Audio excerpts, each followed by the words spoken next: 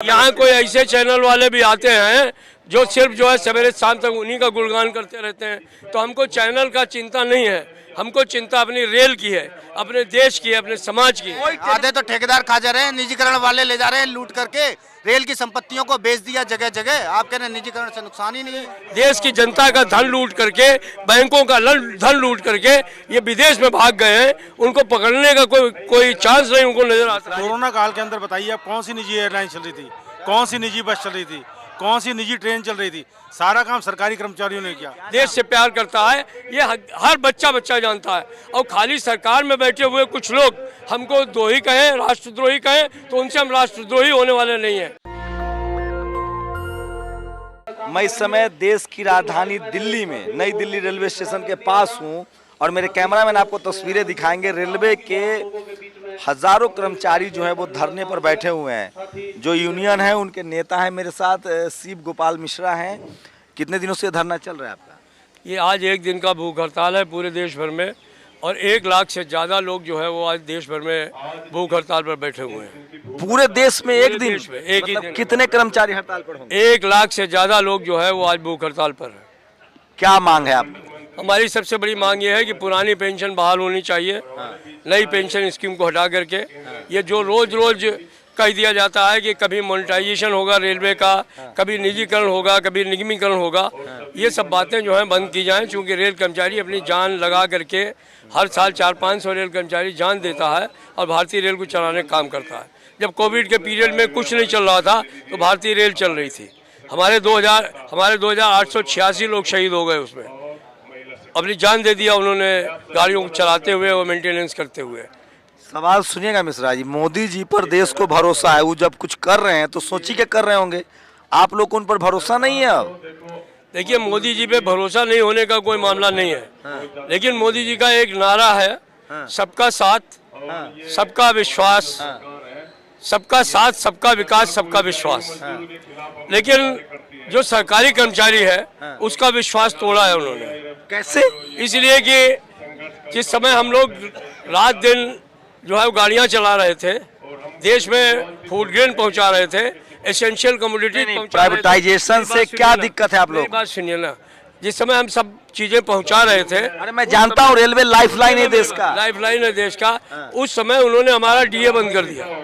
18 महीने का DA arrear नहीं दिया मोदी जी ने नहीं तो सरकार उन्हीं की है भाई साहब, बड़ी खबर है ये। हाँ।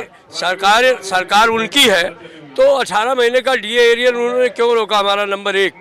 नंबर 2, जिस समय कोविड था उस समय ये उनके जो कारपोरेट के लोग हैं या प्राइवेट के लोग हैं कहाँ चले गए थे?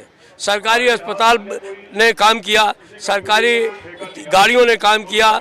उस समय एयर इंडिया सरकारी था, वो बाहर से लोगों को लेकर के आया। मेरा सवाल है, ठीक है भाई, आप लोग अच्छे आदमी हैं, इतने प्राइवेट लोग अच्छे थे तो कोविड के पीरियड में उन्होंने काम क्यों नहीं कर दिया?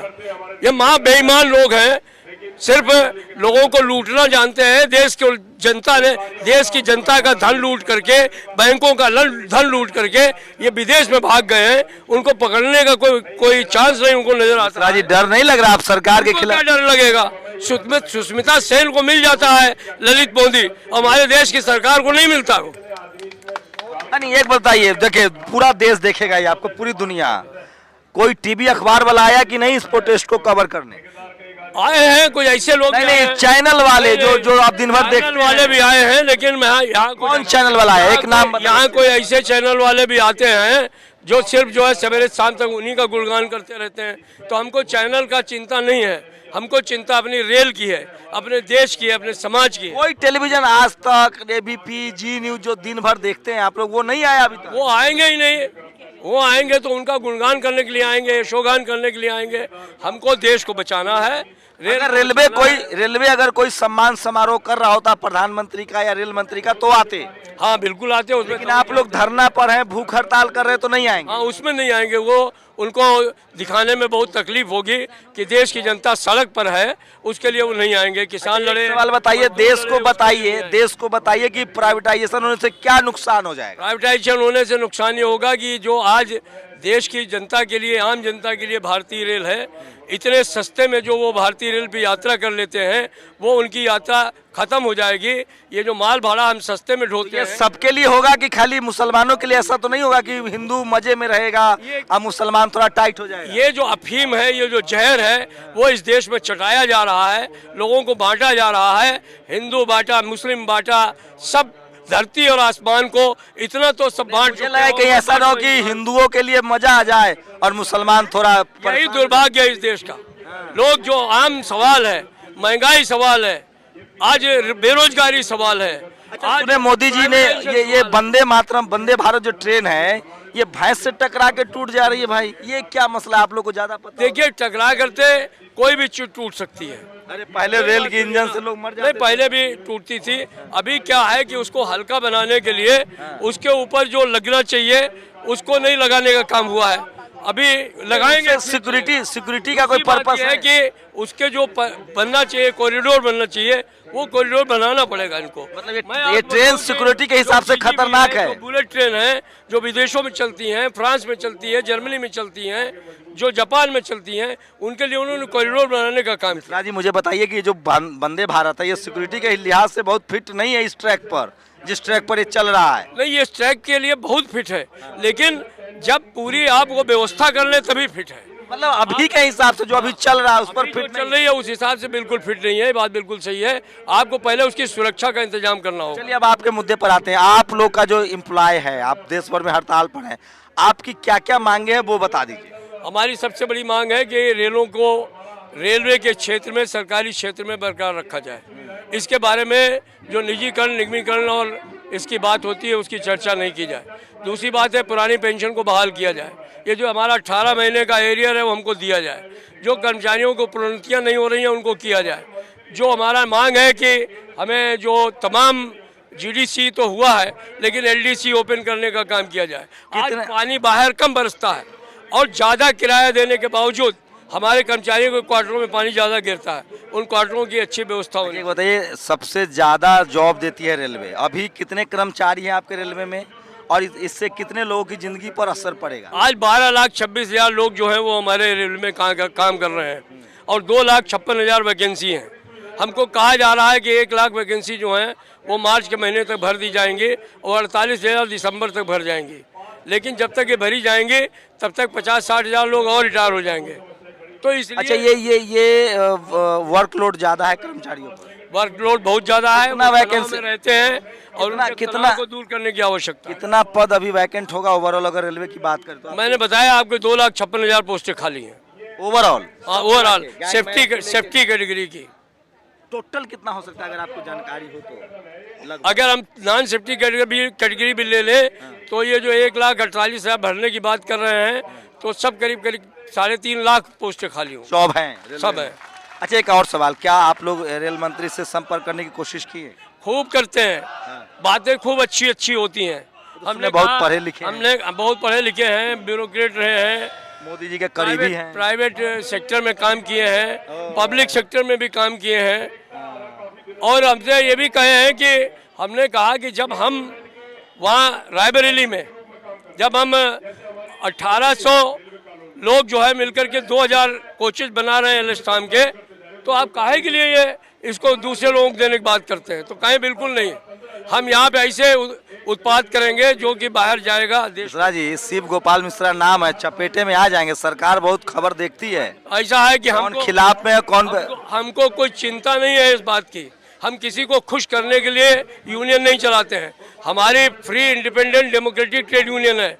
जिस समय हमने जनता पार्टी के लिए वोट मांगा था और जब वो पावर में आ गए थे तो हमने उनके खिलाफ भी हड़ताल का नोटिस दिया था। आजकल थोड़ा सरकार दूसरे मिजाज की है। कोई बात नहीं है, मिजाज को बदल देंगे। आप कह रहे थे कुछ लोग रुकेगी, जब रेल रुकेगी तो बड़े बड़ों का मिजाज बदल जाएगा।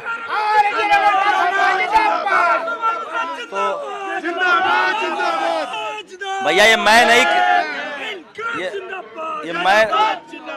मैं नहीं हूँ, ये रेलवे के मिश्रा जी हैं। इनका नाम है शिव गोपाल मिश्रा, यूनियन के नेता हैं।